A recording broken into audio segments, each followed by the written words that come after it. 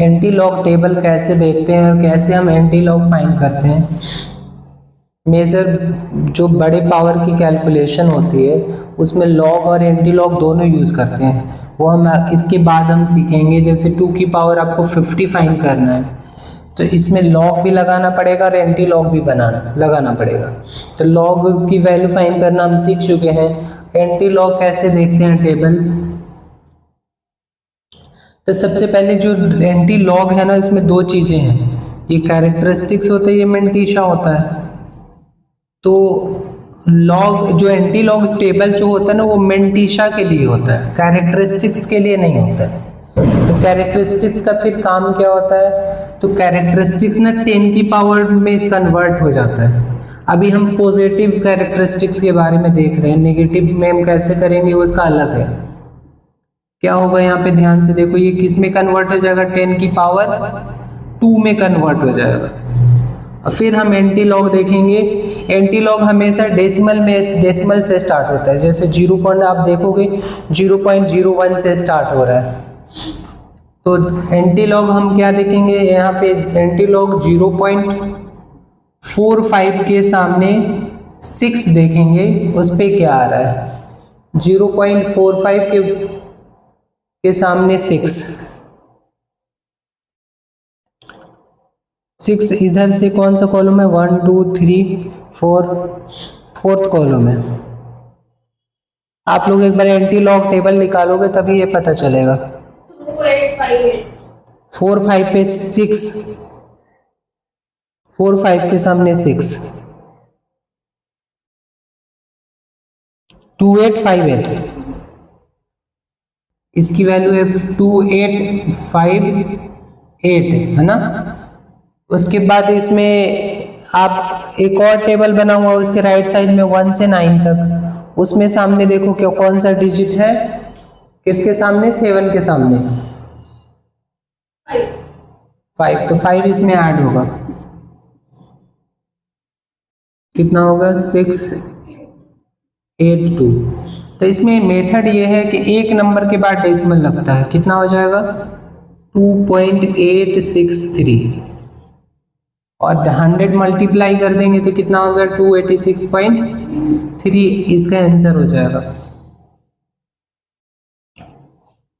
अब ये भी जो पावर है वो किस में कन्वर्ट हो जाएगा, 10 की पावर में। ये कैरेक्टरिस्टिक्स 10 की पावर में कन्वर्ट हो जाएगा, तो ये 10 की पावर 5 हो गया।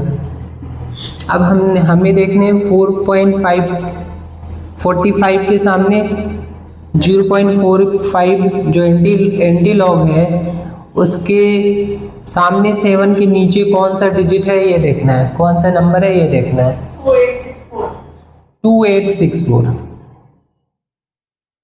इसके बाद तो कुछ है नहीं, तो यही आ जाएगा एक नंबर डेसिमल के बाद, 2864 क्या हो जाएगा, 286400। कितने डिजिट हैं, 1 2 2 4 2 6। अब ध्यान देखो कैरेक्टरिस्टिक्स 5 था तो डिजिट कितने हो गए, 6। तो कैरेक्टरिस्टिक्स फाइंड करके आप नंबर ऑफ डिजिट निकाल सकते हैं। जैसे लॉग की वैल्यू निकालते हैं तो कैरेक्टरिस्टिक्स निकलता है, उसी से आपका नंबर ऑफ डिजिट फाइंड हो जाएगा। इसमें क्या हो जाएगा, ये भी सेम होगा, 10 की पावर 4, और फिर हम 63 के सामने 2 देखेंगे, कितना है बताओ। एंटी लॉग टेबल में 0.63 के सामने 2 पे क्या कौन सा डिजिट है ये देखना है, 4285, और उसके सामने उसके राइट साइड में जो टेबल है 1 to 9, उसमें हमें 4 देखने हैं, कौन सा डिजिट है, 4, तो इसमें ऐड हो जाएगा, तो ये हो जाएगा 9, एक नंबर के बाद डेसिमल लगेगा, 9824,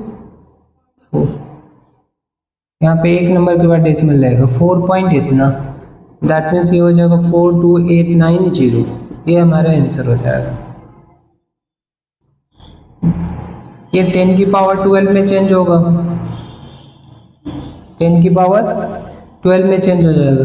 अब ये केस में कैसे चेंज होगा, 0.71 के सामने 0 पे देखेंगे, आगे कोई डिजिट नहीं है तो हमें किस पे देखना है, 0 पे। एंटी लॉग में 0.71 के सामने 0, 5129 5129 और एक नंबर के बाद डेसिमल लगेगा। तो इतना बड़ा नंबर है तो आपको एक्सपैंड करने की जरूरत नहीं, यही हमारा आंसर हो जाएगा। अब एंटी लॉग कैसे पहुंचते हैं वो हम एक बार देख लेते हैं। एंटी लॉग तक पहुंचते कैसे हैं? जैसे मान लो 2 की पावर या मान लो 3 की पावर मान लो 48 है। सबसे पहले लॉग लिया तो क्या हो गया, log y is equal to हो जाता है लॉग 3 की पावर 48 और 48 पहले आ जाएगा तो 48 लॉग 3 आ गया। लॉग की वैल्यू तो फाइंड करना आता है, हमने फाइंड भी किया हुआ है। नहीं आता है तो पीछे आप लेक्चर देखना आप लोग कैसे। इसकी वैल्यू कितनी आई थी 0.471। इसको एक बार मल्टीप्लाई करते हैं, कितना हो जाएगा, एक बार मल्टीप्लाई करो 47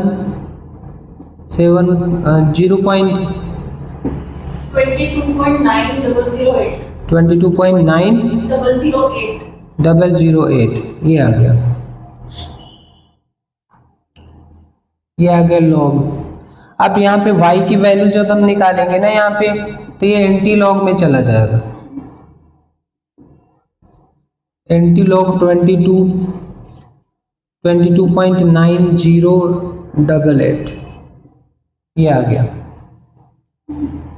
अब ध्यान से देखो, इसमें कैरेक्टरिस्टिक्स से अगर पूछा जाए नंबर ऑफ डिजिट्स कितना होगा इसके आंसर में तो 23, इतना तो पता चल गया, पेपर में यही सब है। अब ये तो 10 की पावर में चेंज होगा, 10 की पावर 22 हो गया मल्टीप्लाई। अब देखो एंटी लॉग में 0.90 के सामने 0 के नीचे क्या है,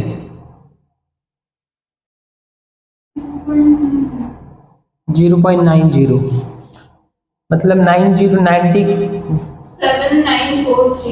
7943 और फिर उसके सामने देखो 8 पे क्या है, जो राइट साइड में 15 है तो 15 ऐड होगा इसमें, तो ये 8 हो गया, ये हो गया हमारा 597, तो एक डेसिमल के बाद 7.958 इसकी अप्रॉक्स मतलब इसकी वैल्यू आ गई। देखो कितना ज़्यादा कैलकुलेशन हो गया। लॉग टेबल बहुत ज़्यादा पावरफुल होता है, उससे कैलकुलेशन बहुत ही लेंदी कैलकुलेशन हम कर सकते हैं। अब देखो 22 जीरो लगेगा तो ये एक डिजिट ये है, 22 इधर जाएगा तो टोटल 23 डिजिट होगा, टोटल नंबर ऑफ डिजिट 23 होगा। तो ये हमारा पॉजिटिव कैरेक्टरिस्टिक्स के लिए था।